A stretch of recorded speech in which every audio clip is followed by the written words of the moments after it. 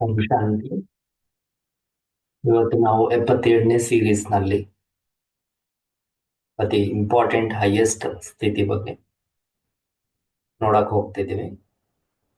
ಇವತ್ತು ಮುರಳಿಯ ಡೇಟ್ ಆಗಿದೆ 30/4/77, 30 April 77.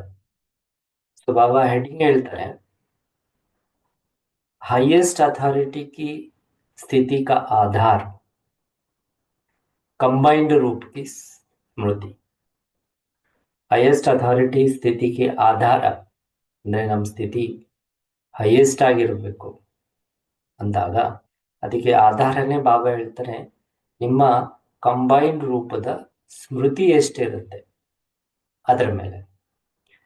So ಈ ರೀತಿ ಬಾಬಾ ಹೇಳ್ತಾರೆ, अपने ಕಂಬೈನ್ಡ್ रूप की स्थिति में सदा स्थित रहते हो. ನಿಮ್ಮ ಒಂದು ಕಂಬೈನ್ಡ್ ರೂಪದ ಸ್ಮೃತಿಯಲ್ಲಿ ಅಥವಾ ಸ್ಥಿತಿಯಲ್ಲಿ ಸದಾ ಇರ್ತೀರ. पहले आत्मा और शरीर यह कंबाइंड रूप है. ಮೊದಲು ಆತ್ಮ ಮತ್ತೆ ಶರೀರ ಇದು ಕಂಬೈನ್ಡ್ ರೂಪ ಆಗಿದೆ. ಮೊದಲು ಆತ್ಮ ಮತ್ತು ಶರೀರ ಕಂಬೈನ್ಡ್ ರೂಪ ಆಗಿದೆ. जो अनादि सृष्टि चक्र में अनादि पार्ट बजाते रहते. ಯಾವುದು ಅನಾದಿ ಸೃಷ್ಟಿ ಚಕ್ರದಲ್ಲಿ ಅನಾದಿ ಪಾತ್ರವನ್ನ ಮಾಡ್ತಾ ಇರ್ತದೆ. और दूसरा कंबाइंड है, ಬಾಬಾ ಹೇಳ್ತಾರೆ ಇನ್ನೊಂದು ಕಂಬೈನ್ಡ್ ರೂಪ ಆಗಿದೆ. इस पुरुषोत्तम संगम युग पर ब्राह्मण आत्मा है, अर्थात बच्चों और बाप का सदा साथ कंबाइंड रूप. पुरुषोत्तम संगम युगದಲ್ಲಿ ನಾವು ಬ್ರಾಹ್ಮಣ ಆತ್ಮಗಳು ಅರ್ಥಾತ್ ಮಕ್ಕಳು ಮತ್ತೆ ತಂದೆಯ ಜೊತೆ ಸದಾ ನಾವು ಕಂಬೈನ್ಡ್ ರೂಪ ಆಗಿರುವ. तीसरा यादगार रूप में भी चतुर्भुज रूप दिखाया हुआ है. तो ಮೂರನೇದರಲ್ಲಿ ಸ್ಮಾರಕ ರೂಪ ಅಥವಾ ನಮ್ಮ ಗುರಿ ಅಥವಾ ಉದ್ದೇಶ ರೂಪದಲ್ಲಿನೂ ಸಹ ಚತುರ್ಭುಜ ರೂಪದಲ್ಲಿ ತೋರಿಸಲಾಗಿದೆ.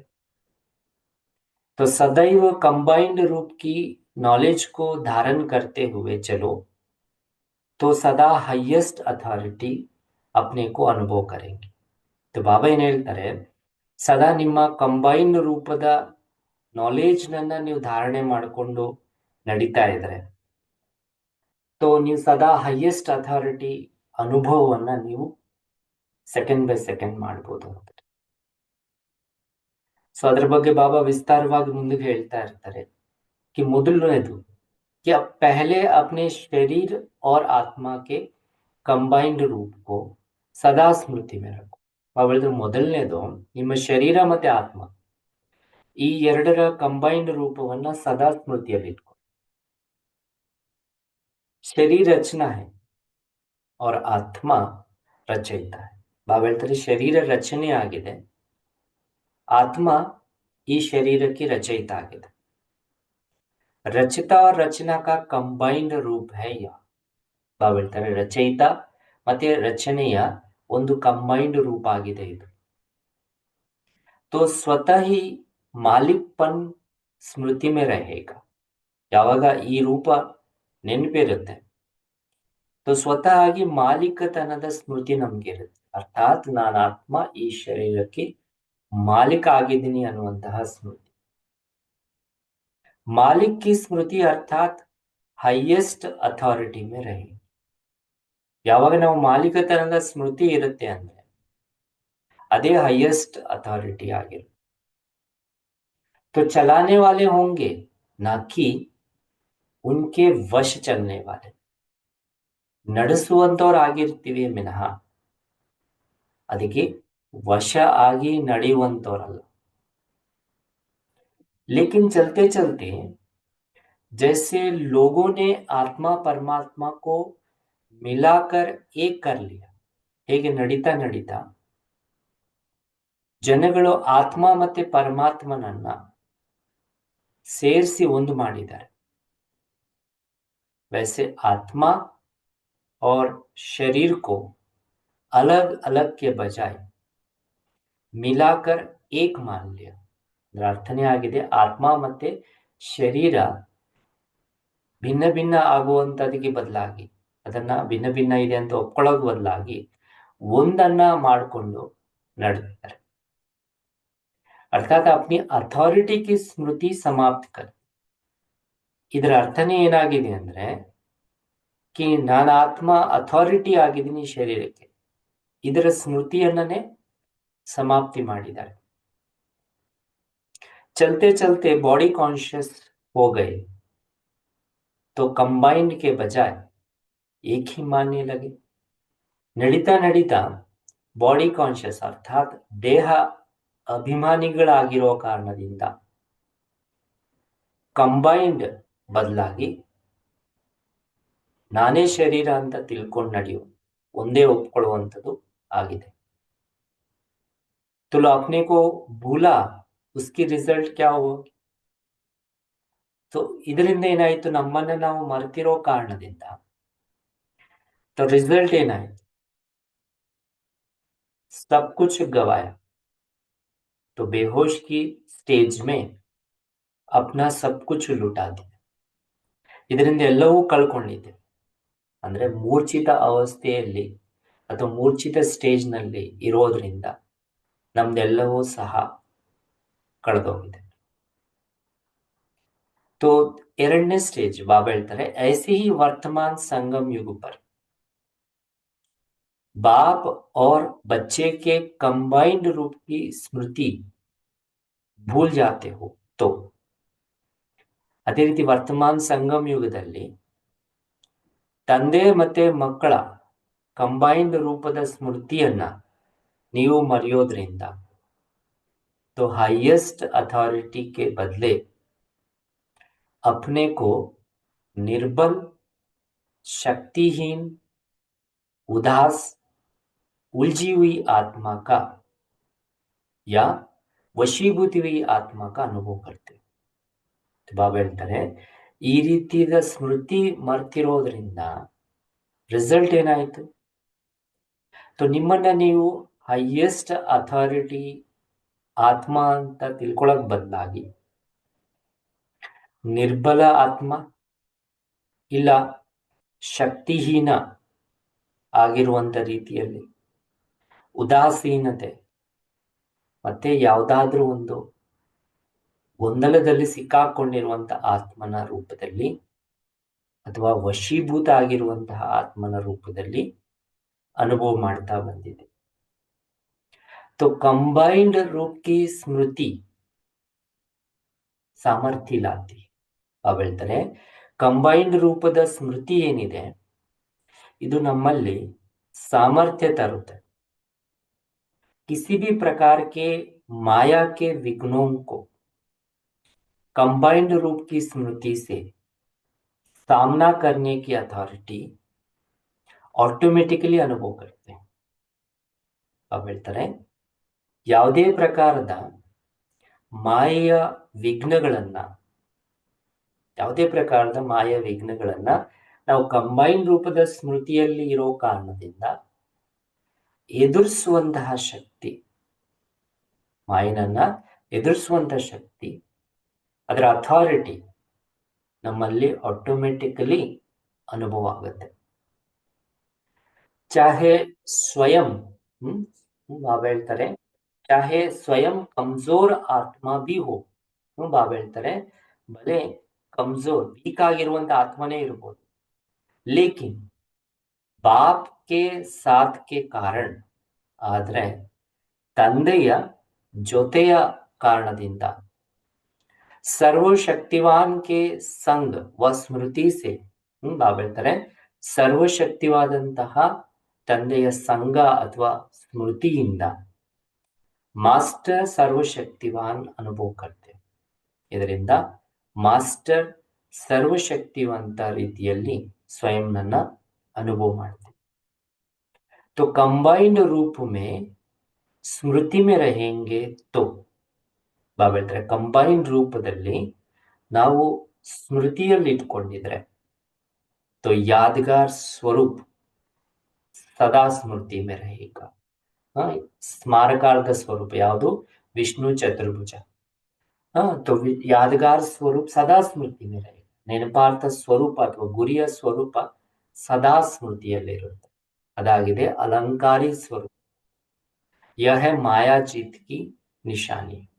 तो ಬಾಬಾ ಹೇಳ್ತಾರೆ ಅಲಂಕಾರಿ ಸ್ವರೂಪ ಇದೇ ಆಗಿದೆ ಮಾಯಾ ಜೀತರಾಗಿರುವಂತದಕ್ಕೆ ಗುರುತು.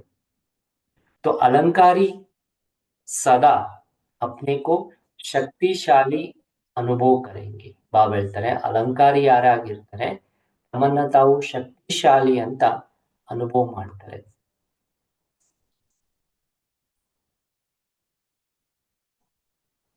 ಬಾಬಾ ಹೇಳ್ತಾರೆ ಅಲಂಕಾರಿ ಸ್ವರೂಪ ಮಾಯಾಜೀತ್ ಕಿ ನಿಶಾನಿ. ಅಲಂಕಾರಿ ಸ್ವರೂಪ ಏನಿದೆ ಇದು ಮಾಯನನ್ನ ಗೆದ್ದಿರುವಂತದಕ್ಕೆ ಗುರ್ತಾಗಿದೆ. ಅರ್ಥಾತ್ ವಿಷ್ಣು ಚತುರ್ಭುಜ ರೂಪದಲ್ಲಿ ನಾವೇನ್ ಕಾಣಿಸ್ಕೊಳ್ತೀವಿ ಇದರ ಸ್ವರೂಪನೇ ಆಗಿದೆ ಮಾಯನನ್ನ ಗೆದ್ದಿರುವ. तो अलंकारी सदा अपने को ಶಕ್ತಿಶಾಲಿ ಅನುಭವ ಕರೆಂಗೆ. ಯಾರು ಅಲಂಕಾರಿ ಆಗಿರ್ತಾರೆ ತಮ್ಮನ್ನ ತಾವು ಶಕ್ತಿಶಾಲಿ ಅಂತ ಅನುಭವ ಮಾಡಿ. तो तीनों ही प्रकार के कंबाइंड रूप को अभी स्मृति में रखो. ಅದರಿಂದ ಮೂರು ಪ್ರಕಾರದ ಈ ಕಂಬೈನ್ಡ್ ರೂಪಗಳನ್ನ ಸ್ಮೃತಿಯಲ್ಲಿ ಇಟ್ಕೊಳ್ಳಿ. ಸೊ ಮೂರು ಪ್ರಕಾರದಲ್ಲಿ ಬಾಬಾ ಫಸ್ಟ್ನೇದು ಆತ್ಮ ಮತ್ತೆ ಶರೀರ, ಮೊದಲನೇ ಕಂಬೈನ್ಡ್ ಸ್ವರೂಪ. ಎರಡನೇದಾಗಿದೆ ತಂದೆ ಮತ್ತೆ ಮಕ್ಕಳ ಒಂದು ಕಂಬೈನ್ಡ್ ಸ್ವರೂಪ ಸಂಗಮ ಯುಗದ. ಇನ್ನೊಂದು ಭವಿಷ್ಯತ್ತದು ಅಲಂಕಾರಿ ಸ್ವರೂಪ ಆಗಿದೆ ವಿಷ್ಣು ಚತುರ್ಭುಜ.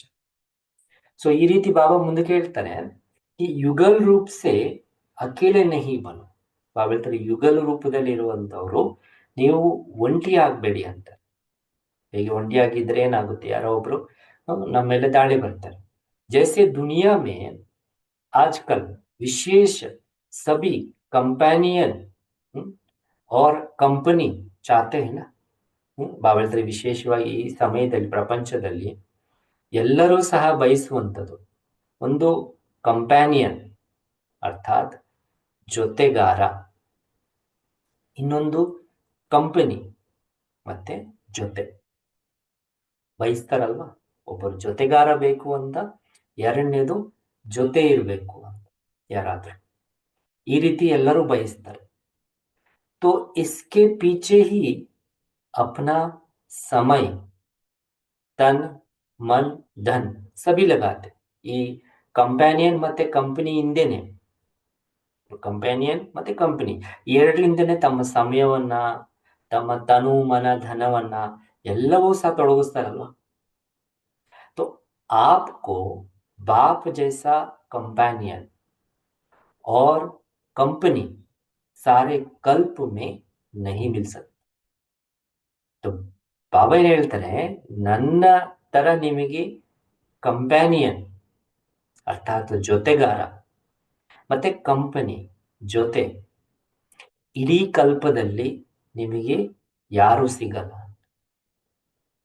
तो लौकिक में कंपेनियन धोखा भी दे देते हैं, दुख भी देते हैं, ಮೂಡ್ भी ಬದಲ್ತೆ हैं.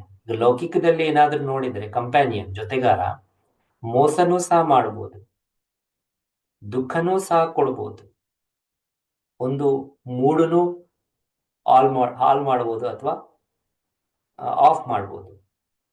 ಕಭಿ ಹಸೆಂಗೆ ಕಭಿ ರುಲಾಯಂಗೆ. ಒಂದ್ಸರಿ ನಿಮ್ ಜೊತೆ ಕೆಲವೊಮ್ಮೆ ನಗ್ತಾ ಇರ್ಬೋದು ಅಥವಾ ನಿಮ್ಮನ್ನ ಅಳಿಸ್ತಾ ಇರ್ಬೋದು. ಲೇಕಿನ್ अलौकिक कंपेनियन तो सदा आपको हर्षाते. ಆದ್ರೆ ಅಲೌಕಿಕ ಕಂಪ್ಯಾನಿಯನ್ ಏನಿದ್ದಾರೆ, ಜೊತೆಗಾರ ಏನಿದ್ದಾರೆ, ಸದಾ ನಿಮ್ಮನ್ನ ಖುಷಿಯ ಇಡ್ತಾರೆ. ಕವಿ ಮೂಡ್ ಆಫ್ ನಹಿ ಕರ್ತೆ.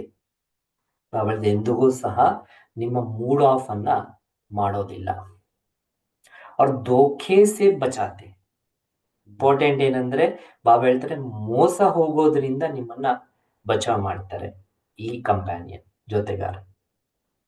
तो सदा एक का 1000 गुना देने वाला ये दाता है. ಸದಾ ಒಂದಕ್ಕೆ 1000 ಪಟ್ಟು ಕೊಡುವಂತಹ ದಾತ ಆಗಿದ್ದಾರೆ. फिर भी कंपेनियन को ना पहचानने के कारण सदा साथ के बजाय ಕಿನಾರ ಕರಲಿದೆ.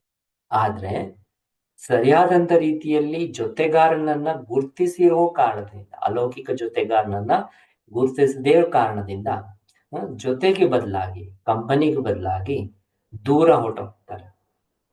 ನಖರೆ ಬೋಧ್ ಕರ್ತೆ ಬಾಬಾ ಹೇಳ್ತಾರೆ, ನಖರೆಯನ್ನ ಅರ್ಥಾತ್ ಬಹಳ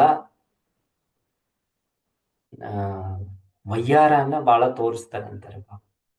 कभी भी मन को मोड़ लेते हैं, कभी बुद्धि से यहाँ वहां भटकने लगते.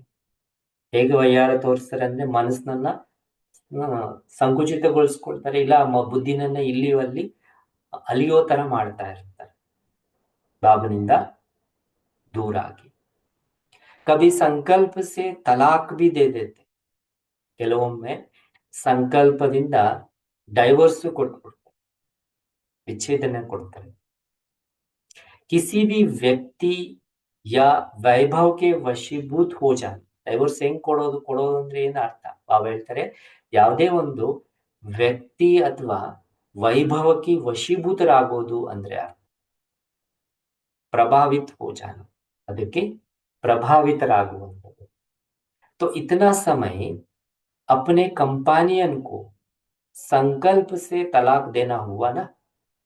ಇಷ್ಟು ಸಮಯ ನಾವು ಯಾವುದೇ ವ್ಯಕ್ತಿ ವೈಭವಕ್ಕೆ ವಶೀಭೂತರಾಗಿದ್ದೀವಿ ಅಂದ್ರೆ ಇಷ್ಟು ಸಮಯ ಜೊತೆಗಾರರಿಗೆ ಸಂಕಲ್ಪದಿಂದ ವಿಚ್ಛೇದನೆ ಅಥವಾ ಡೈವರ್ಸ್ ಕೊಡೋದಂತ ಆಯ್ತಲ್ವ. ಕಿರಾರ ಕರ್ನ ಅರ್ಥಾತ್ ತಲಾಕ್, ದೂರ ಇರೋದು ಅಂದ್ರೇನೆ ಅರ್ಥ ಡೈವರ್ಸ್ ಕೊಡುವಂಥದ್ದು. ದಿಲ್ ಕೆ ಸಿಂಹಾಸನ್ ಪರ್ ಸಚ್ಚೆ ಸಾಥಿ ಕೆ ಬಜಾಯ್, ನಾವು ಹೇಳ್ತಾರೆ ಹೃದಯದ ಸಿಂಹಾಸನದಲ್ಲಿ ಸತ್ಯವಾದಂತಹ ಜೊತೆಗಾರ ಬದಲಾಗಿ अल्पकाल के साथ निभाने वाले या हद की प्राप्ति का लोभ देकर धोखा देने वाले. ಅವಳ್ತ ಅಲ್ಪಕಾಲದ ಜೊತೆ ಕೊಡುವಂತವ್ರ ಕಡೆ, ಇಲ್ಲ ಹದ್ದಿನ ಪ್ರಾಪ್ತಿ ಅಥವಾ ಲೋಭ ತೋರಿಸಿ ಮೋಸ ಮಾಡುವಂತವ್ರ ಕಡೆ, अर्थात आर्टिफिशियल सोने का हिरन अपने तरफ आकर्षित कर देते. ಅಂದ್ರೆ ಒಂದು ಬನಾವಟಿ ಅಂದ್ರೆ ಒಂದು ಮೇಲೆ ನೋಟಕ್ಕೆ ತಯಾರಾಗಿರುವಂತ ಆರ್ಟಿಫಿಷಿಯಲ್ ಚಿನ್ನದ ಜಿಂಕೆ ಕಡೆಗೆ ಆಕರ್ಷಿತರಾಗ್ತಾರೆ. तो तख्त नशीन सच्चे साथी के बजाय, ಯಾರು ಹೃದಯ ಸಿಂಹಾಸನದ ಸತ್ಯವಾದಂತಹ ಜೊತೆಗಾರರಿಗೆ ಬದಲಾಗಿ ಧೋಖೆಬಾಜ್ ಸಾಥಿ ಬನಾ ದೇತೆ, ಮೋಸ ಹೋಗುವಂತ ಜೊತೆಗಾರರನ್ನ ಮಾಡ್ಕೊಳ್ತಾರೆ, ಜೊತೆ ಮಾಡ್ಕೊಳ್ತಾರೆ. तो संकल्प में आकर्षित होना अर्थात तलाक देना. ಬಾಬಾ ಹೇಳ್ತಾರೆ, ಸಂಕಲ್ಪದಲ್ಲಿ ನಾವು ಆಕರ್ಷಿತರಾಗ್ತಾ ಇದ್ದೀವಿ ಯಾವುದೇ ವ್ಯಕ್ತಿ ಅಥವಾ ವೈಭವಕ್ಕೆ ಅಂದ್ರೆ ಡೈವರ್ಸ್ ಕೊಡುವಂತ. वास्तव में बार बार संकल्प में तलाक देना सदा काल के राज्य भाग्य का तलाक ले.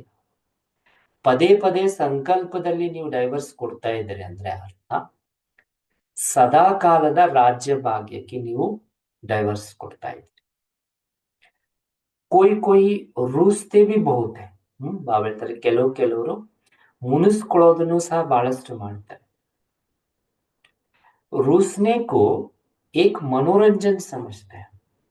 ಬಾಬಾ ಹೇಳ್ತಾರೆ, ಮುನಿಸ್ಕೊಳ್ಳೋದನ್ನು ಸಹ ಒಂದು ಮನೋರಂಜನೆ ಅಂತ ತಿಳ್ಕೊಳ್ತಾರೆ. बार बार साथी को रोब भी बहुत दिखाते कि हम तो ऐसे चलेंगे ही. ಪದೇ ಪದೇ ಜೊತೆಗಾರರಿಗೆ ರೋಪ್ ತೋರಿಸ್ತಾರೆ, ಅಂದ್ರೆ ಒಂದು ಪ್ರಕಾರದ ಅಧಿಕಾರ ತೋರಿಸ್ತಾರೆ, ನಾವು ನಡೆಯೋದೇ ಹೀಗೆ ಅಂತ. हम तो यह करेंगे ही, ನಾವಂತೂ ಇದೇ ತರ ಮಾಡೋದು. आपको भी करना है, ನೀವು ಸಹ ಇದೇ ತರ ಮಾಡಬೇಕು. आपने वायदा किया है ना, ಬಾಬನಿಗೆ ನೆನಪು ಮಾಡಿಸುವಂಥದ್ದು. ಬಾಬಾ ನೀವು ವಾಯ್ದೆ ಮಾಡಿದ್ರಲ್ವಾ, कि आपको लेकर ही जाना है, कि ನಮ್ಮನ್ನ ಕರ್ಕೊಂಡು ಹೋಗ್ತೀವಿ ಅಂತ. ಬಾಬನಿಗೆ ಈ ರೀತಿ ವಾಯ್ದೆಯನ್ನ ನೆನಪು ಮಾಡಿಸ್ತಾ ಇರೋದು. तो सर्वशक्तिवान हो तो शक्ति दो.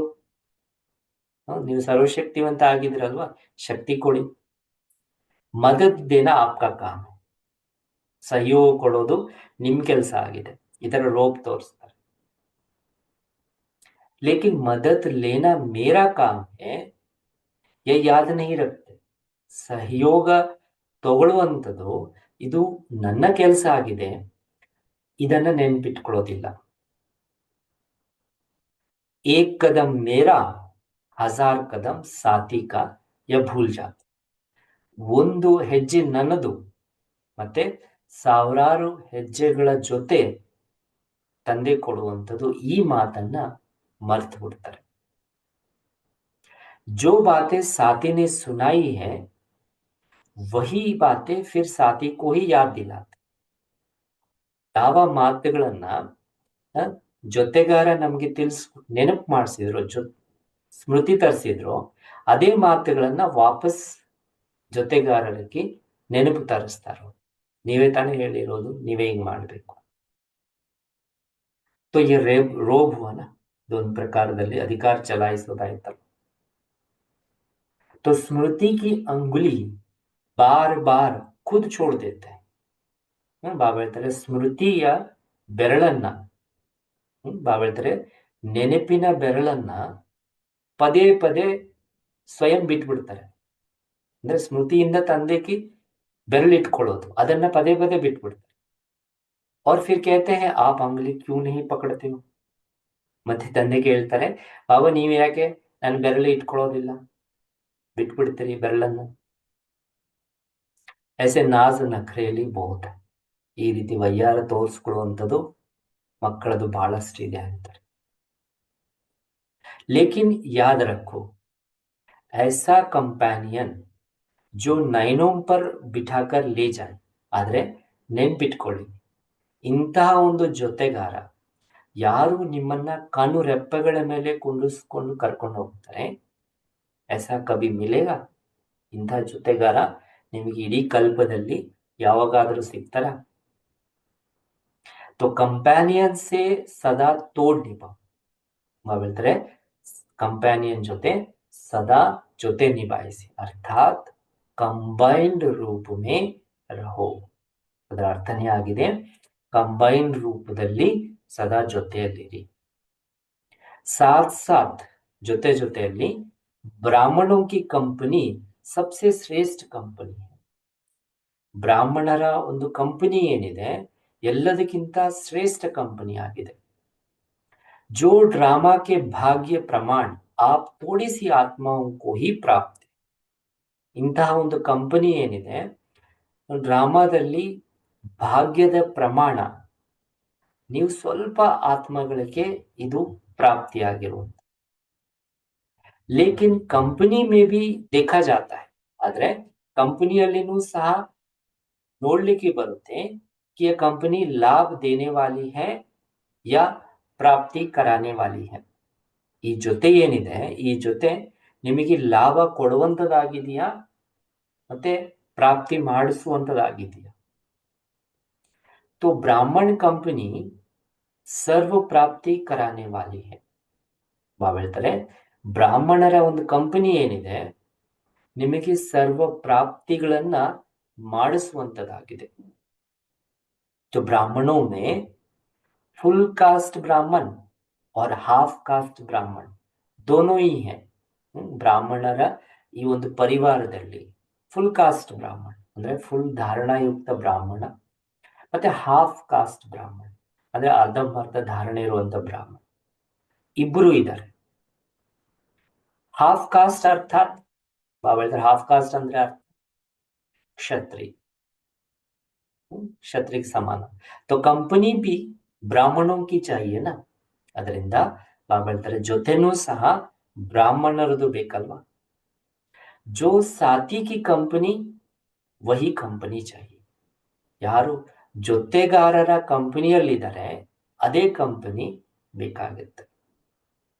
अगर हाफ कास्ट ब्राह्मणों की कंपनी कर लेते हैं तो, ಒಂದು ವೇಳೆ ನೀವು ಕ್ಷತ್ರಿಯ ತರ ಅಥವಾ ಹಾಫ್ ಕಾಸ್ಟ್ ಬ್ರಾಹ್ಮಣರ ಕಂಪನಿಯನ್ನ ನೀವು ಮಾಡ್ಕೊಂಡಿದ್ರೆ, ಅರ್ಧಂಬರ್ಧ ಧಾರಣೆಗಳಿರುವಂತ ಆತ್ಮಗಳ ಕಂಪನಿಯಲ್ಲಿ ನೀವೇನಾದ್ರೂ ಹೋದ್ರೆ, ಬಾವೇನ್ ಹೇಳ್ತಾರೆ, तो सच्चे साथी से स्वतः ಸಮೀಪ್ ಕೆ ಬಜಾಯ್ ದೂರ್ ಹೋ ಜಾತೆ. ಈ ರೀತಿ ಸತ್ಯವಾದಂತಹ ಜೊತೆಗಾರರ ಬದಲಾಗಿ, ಅಂದ್ರೆ ಸತ್ಯವಾದಂತಹ ತಂದೆ ಜೊತೆ ಇರೋದ್ ಬದಲಾಗಿ ನೀವು ದೂರ ಹೋಗ್ತೀರಿ. तो ब्राह्मणों की कंपनी चढ़ती कला वाली होती. ನಿಜವಾದಂತ ಬ್ರಾಹ್ಮಣರ ಕಂಪನಿ ಏನಿದೆ ಅದು ಏರುವ ಕಲೆಯಲ್ಲಿ ಹೋಗುವಂತದ್ದಾಗಿರುತ್ತೆ. और क्षत्रियों की कंपनी में तैरती कला हो जाती है. ಕ್ಷತ್ರಿಯರ ಕಂಪನಿಯಲ್ಲಿದ್ರೆ ನಿಂತುವ ಕಲೆಯಲ್ಲಿ ಇದ್ಬಿಡುತ್ತೆ. तो जो जितना श्रेष्ठ होता है उसको कंपनी भी उतना श्रेष्ठ मिलती. ಯಾರು ಎಷ್ಟು ಶ್ರೇಷ್ಠರಾಗಿರ್ತಾರೆ ಅವರ ಕಂಪನಿನೂ ಸಹ ಅಷ್ಟೇ ಶ್ರೇಷ್ಠವಾಗಿರುತ್ತೆ. तो ब्राह्मण श्रेष्ठ क्षत्रियों को कम कर देते. तो ब्राह्मण श्रेष्ठ क्षत्रियರಿಗೆ ಕಡಿಮೆ ಅಂತ ಹೇಳಲ್ಲ. तो जो कंपनी साथी को मंजूर नहीं, ಯಾವ ಕಂಪನಿ ನನ್ನ ಜೊತೆಗಾರರಿಗೆ ಇಷ್ಟ ಇಲ್ಲ, ಯಾರ ಜೊತೆಗಾರರಿಗೆ ಇಷ್ಟ ಇಲ್ಲ, ವಫಾದಾರ್ ಸಾಥಿ ಕಭಿ ऐसी ಕಂಪನಿ नहीं करेंगे.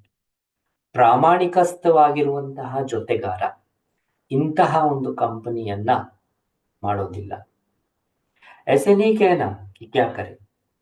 ಈ ತರ ಹೇಳಕ್ ಹೋಗ್ಬೇಡಿ ಅಂತಾರೆ ಬಾಬಾ. ಏನ್ ಮಾಡೋದು ಅಂತ. ಕಂಪನಿ ಟು ಚಾಹಿಯೇ, ಜೊತೆ ಅಂತೂ ಬೇಕಾಗಿದೆ, लेकिन कौन सी कंपनी चाहिए यह भी तो सोचना है ना. ಆದ್ರೆ ಯಾವ ತರ ಕಂಪನಿ ಬೇಕಾಗಿದೆ ನಮಗೆ ಇದನ್ನು ಸಹ ಯೋಚನೆ ಮಾಡ್ಬೇಕಲ್ವಾ. तो सदा कंपैनियन और कंपनी को समझकर साथ निभाओ. ಅದರಿಂದ ಬಾಬಾ ಹೇಳ್ತಾರೆ ಸದಾ ಕಂಪ್ಯಾನಿಯನ್ ಜೊತೆಗಾರ ಮತ್ತೆ ಕಂಪನಿ ಜೊತೆನನ್ನ ತಿಳ್ಕೊಂಡು ಅದನ್ನ ನಿಭಾಯಿಸಿ ಅಂತಾರೆ. तो कंपैनियन से प्रीति की ರೀತಿ ನಿಭಾओ. ಜೊತೆಗಾರರ ಜೊತೆ ಪ್ರೀತಿಯ ನಿಭಾಯಿಸಿ, ರೀತಿನನ್ನ ನಿಭಾಯಿಸಿ. और कंपनी में मर्यादा पूर्वक ಮರ್ಯಾದಾಯೇ ನಿಭಾओ. ಜೊತೆಯಲ್ಲಿ ಅರ್ಥಾತ್ ಬ್ರಾಹ್ಮಣ ಪರಿವಾರದಲ್ಲಿ ಮರ್ಯಾದೆಗಳನ್ನ ನಿಭಾಯಿಸಿ. समझा. ಹೇಳ್ತಾರೆ ಅರ್ಥ ಆಯ್ತಾ. तो इसको ही कहा जाता है कंबाइंड रूप की स्मृति में हाईएस्ट अथॉरिटी की स्थिति में रहना. ಇದಕ್ಕೇನೆ ಹೇಳಲಾಗುತ್ತೆ ಕಂಬೈನ್ಡ್ ರೂಪದ ಸ್ಮೃತಿಯಲ್ಲಿ ಹೈಯೆಸ್ಟ್ ಅಥಾರಿಟಿಯ ಸ್ಥಿತಿಯಲ್ಲಿ ಇರುವಂತ. तो सदा प्रीत की रीत निभाने वाले, ಮರ್ಯಾದಾओं की लकीर में रहने वाले, ಸದಾ ಪ್ರೀತಿಯ ರೀತಿಯನ್ನ ನಿಭಾಯಿಸುವಂತವರು, ಮರ್ಯಾದೆಯ ಗೆರೆ ಒಳಗಡೆ ಇರುವಂತ. आर्टिफिशियल सोने के हिरन के पीछे सच्चे साथी को किनारा ना कर साथी से एक सेकंड भी दूर ना रहने वाले. ಆರ್ಟಿಫಿಷಿಯಲ್ ಚಿನ್ನದ ಜಿಂಕೆ ಹಿಂದೆ ಹೋಗಿ ಸತ್ಯವಾದಂತಹ ಜೊತೆಗಾರನನ್ನ ದೂರ ಇಡದೆ, ತನ್ನ ಜೊತೆಯನ್ನ ಒಂದು ಸೆಕೆಂಡನು ಸಹ ದೂರ ಇರದೇ ಇರುವಂತವ್ರು. ಸದಾ ಸ್ಮೃತಿ ಕಿ ಅಂಗುಲಿ ಸಾಥಿ ಕೆ ಸಾಥ್ ದೇತೆ ಹುವೆ, ಸದಾ ಸ್ಮೃತಿಯ ಬೆರಳನ್ನ ಜೊತೆಗಾರರ ಜೊತೆ ಕೊಡುವಂತವ್ರು, ಕೊಟ್ಟು ನಡೆಯುವಂತವ್ರು. ऐसे वर्तमान और भविष्य तख्त नशीन आत्माओं को, ಈ ರೀತಿ ವರ್ತಮಾನ ಮತ್ತೆ ಭವಿಷ್ಯ ಹೇಳ್ತಾರೆ ಸಿಂಹಾಸನ ಅಧಿಕಾರಿಗಳಿಗೆ ನೆನಪು, ಪ್ರೀತಿ ಮತ್ತೆ ನಮಸ್ತೆ. ಸೊ ಬಾಬಾ ಹೇಳಿದ್ರಲ್ವಾ, ಹೈಯೆಸ್ಟ್ ಅಥಾರಿಟಿನನ್ನ ನಾವು ಸದಾ ಅನುಭವ ಮಾಡ್ಬೇಕಂದ್ರೆ ಒಂದು ಜೊತೆಗಾರರ ಜೊತೆ ಸದಾ ನಿಭಾಯಿಸುವಂಥದ್ದು, ಎರಡನೇದು ಜೊತೆಯನ್ನ ಅರ್ಥಾತ್ ಕಂಪನಿಯಲ್ಲಿ ಸೆಲೆಕ್ಟ್ ಮಾಡಿಕೊಂಡು ಬ್ರಾಹ್ಮಣರ ಕಂಪನಿಯಲ್ಲಿ ಮರ್ಯಾದೆಗಳಿಂದ ನಡೆಯೋದ್ರಿಂದ ಬಾಬಾ ಹೇಳ್ತಾರೆ ಈ ಸಂಗಮ ಯುಗದಲ್ಲಿ ನಿಮಗೆ ಏನು ಬಾಬನ ಹೃದಯ ಸಿಂಹಾಸನ ಸಿಗುತ್ತೆ ಅದರ ಆಧಾರದ ಮೇಲೆ ಭವಿಷ್ಯತ್ತಿನಲ್ಲಿ ರಾಜ್ಯ ಸಿಂಹಾಸನಕ್ಕೆ ಅಧಿಕಾರಿಗಳಾಗಿರ್ತಾರೆ. ಓಂ ಶಾಂತಿ.